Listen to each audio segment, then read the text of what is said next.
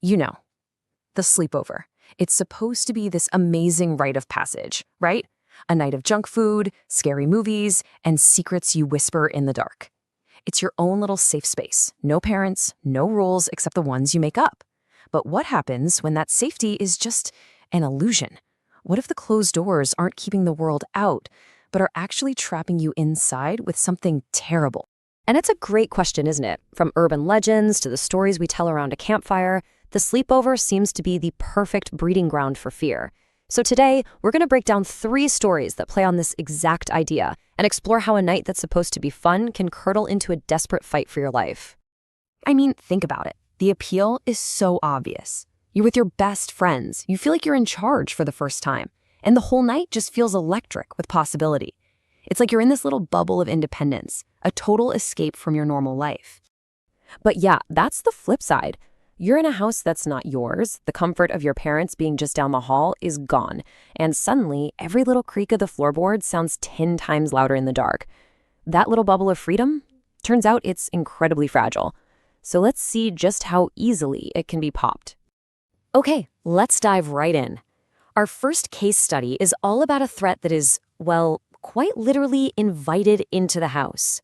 And it all kicks off with something as simple as a prank call that goes horribly, horribly wrong. The scene is just classic, right? 2 teenage boys, they've got the house to themselves for the weekend, and there's a landline phone. What else are they going to do? They start dialing random numbers, just hoping for a laugh. But on that 4th try, they find something completely different. A man picks up, and the game is over. So after our narrator kind of fumbles the prank, the man on the other end is quiet for a second and then asks for a name. The narrator gives a fake one, Bob, and that's when the man drops this line. Just imagine that feeling. Your stomach just drops. This was supposed to be anonymous. They were supposed to be in control. But in one single sentence, all of that power flips. This isn't a random call anymore. It's personal. They're not the pranksters now. They're the targets. So total panic sets in. They slam the phone down. How on earth could he know Anthony's name? They're scrambling, searching online, trying to find some logical reason for it. But there's nothing. They try to just shake it off, turn a movie back on. And that's when they hear it. The storm door opens, and someone is at the front of the house turning the doorknob. And this is where everything just escalates so fast. The man they saw at the front door, he finds an unlocked entrance in the back. The boys bolt upstairs, diving under a bed, hearing him search room by room, getting closer. He finds them. He drags Anthony out by his feet. And in this crazy surge of adrenaline, the narrator grabs a screwdriver and just stabs the attacker, giving them just enough time to run. Their safe house, their fun little fortress for the night, became a trap they barely got out of alive. Okay, let's move on to our next case, because here, the horror doesn't come knocking at the door. It comes from that slow, dawning, absolutely chilling realization that the threat has been inside the house with you the entire time. So our narrator here is staying at his friend Paul's place after a fight with his wife. He's just trying to get some sleep, and he keeps hearing these weird noises coming from the guest room next door, which is supposed to be empty and locked. He figures it's just Paul, but when he checks, Paul is already in his own bed, totally asleep. Now, what's so fascinating here is this complete disconnect between what Paul thought was happening and what was actually happening. He says the room is just locked for storage. He writes off the noises. He even jokes about how quickly he's going through food. And this taps into such a deeply unsettling idea, right? We build this story of safety in our own homes, and we will explain away anything that contradicts it because thinking about the alternative is it's too terrifying. The narrator finally convinces Paul to unlock the room, and inside, the window's open. The bed has these indentations on it, like someone was just lying there.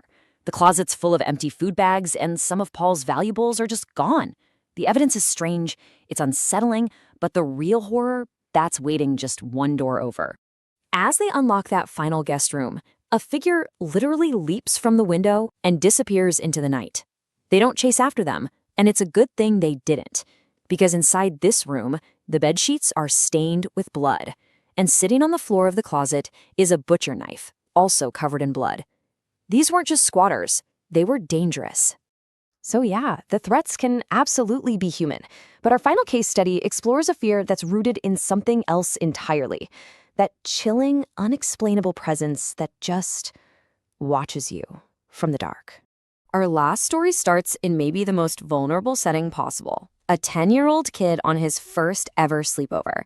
I mean, think back to that feeling, that mix of excitement and just a little bit of anxiety, being away from your own room for the first time. Your friend's basement, filled with all these unfamiliar shapes and shadows, becomes your entire world for the night. And in that world, you are completely at the mercy of the dark. So he wakes up at some point. Who knows what time it is? The TV's still on, and it's casting just enough of a dim light for him to see something in the far corner by the stairs. He can't make out what it is. He just knows that it's tall, like so tall it almost touches the ceiling. And in a strange house in the middle of the night, your brain has no file for that. It's not a coat rack. It's not a weird shadow. It's just pure, undefined dread. So he's staring at this thing, terrified, when the TV screen suddenly just goes black, plunging the room into total darkness. He slams his eyes shut, way too scared to even move. He doesn't remember falling back asleep. He just remembers being jolted awake again by this awful scream from upstairs. It was his friend's mom. At the time, they found nothing. No intruder, no sign of anyone breaking in. The whole thing just became this bizarre, terrifying memory. But years later, his friend Jordan told him what his mom finally confessed to seeing, a secret she'd kept because it was just too scary to admit out loud. She saw the exact same thing he did. A tall, dark figure, just standing silently by her bedroom door. The thing he saw in the basement had moved through the house. His childhood fear wasn't a nightmare. It wasn't his imagination running wild. It was real. All right, so let's pull all these threads together and really look at what these stories tell us about the nature of fear itself and why the sleepover is such a perfect stage for it. This chart really breaks it down perfectly. The first story, the prank call, that's an external threat you accidentally let in, and it taps into that primal fear of being hunted. The second one, the squatter, that's an internal threat, hitting on that awful fear of being watched by someone who's already inside. And the third, the tall figure, that's the supernatural, a presence you can't explain. And that taps into our deepest fear of all, the unknown. Each one of these stories takes a place that's supposed to be all about safety and comfort, a friend's house, and it just twists it into something terrifying. They're a good reminder that the locks on our doors don't always keep the bad things out. And that really is the ultimate sleepover question, isn't it? Whether the threat is a voice on the phone, a noise from the next room, or a shadow in the corner, all these stories are really asking the same thing. And it's a thought that is pretty much guaranteed to keep you up at night.